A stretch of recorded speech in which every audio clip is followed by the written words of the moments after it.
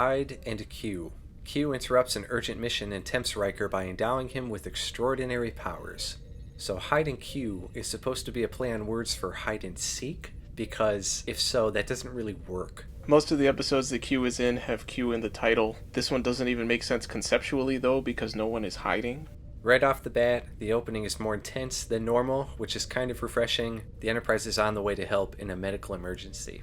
Troi is absent from this episode. She's off getting her brain cleaned or whatever the Betazoids do. Supposedly, the fact that Troi was written out of this episode led Marina Sirtis to believe she was being written out of the show.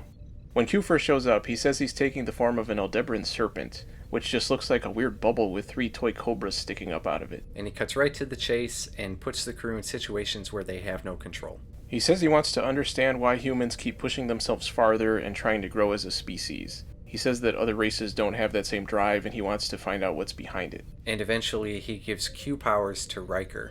This episode is also the beginning of long-standing intellectual debates, and that's in quotes, between Picard and Q.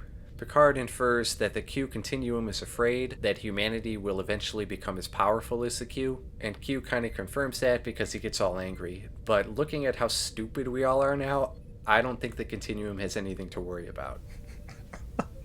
Well, Q, for all his powers, acts like an immature child. Q's game involves transporting some of the crew to the low-budget system. It looks like a set from the original series. They're in front of a fake background with a bunch of plastic rocks. Q creates these weird alien creatures that look kind of like the Sagoths from the movie At the Earth's Core. When Q's explaining the rules of his game to Riker, he makes some lemonade because that's what Riker was thinking about. If he can read their minds, that raises a lot of questions. Theoretically, that could make him impossible to defeat.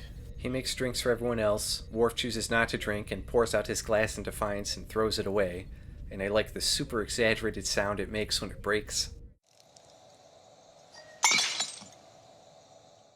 And during the game, Tasha gets put in the penalty box and starts crying and getting all emotional in front of Picard. Tasha grew up in an environment where she was constantly in danger and everything was out of her control. But now she's a security chief on a starship. She's changed herself from being dominated by others to being the one in charge. And then Q puts her back in her previous position.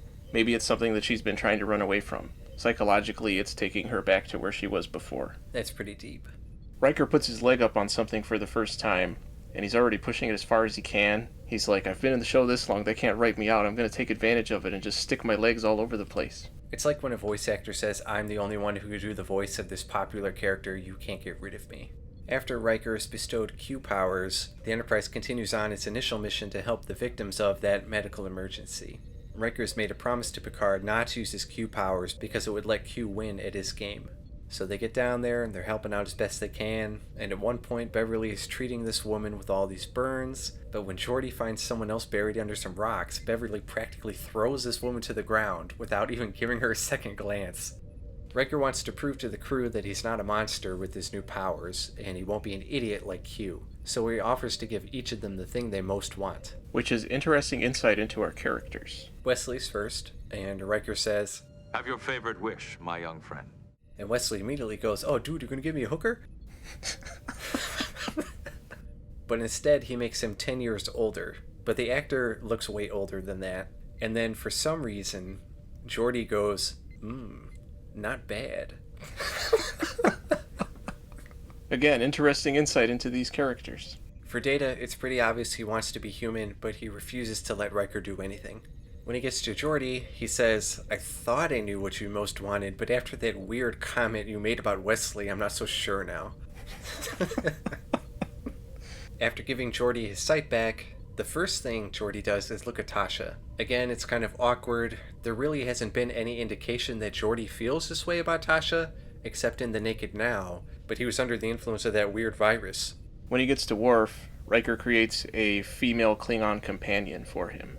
And Geordi says, Is this your idea of sex? This is sex.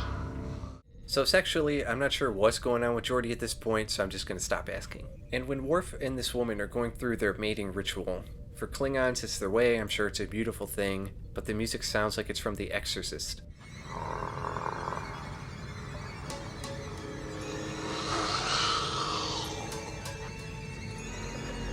And Worf ultimately refuses Riker's gesture as well. Riker never does anything for Tasha, because obviously it's not appropriate for this show. He unfortunately doesn't satisfy Picard's desire and wipe out every child on the ship. Even given how much we've seen of Riker up to this point, he acts very out of character once he has Q's powers, but he does finally give them up at the end. Hiding Q.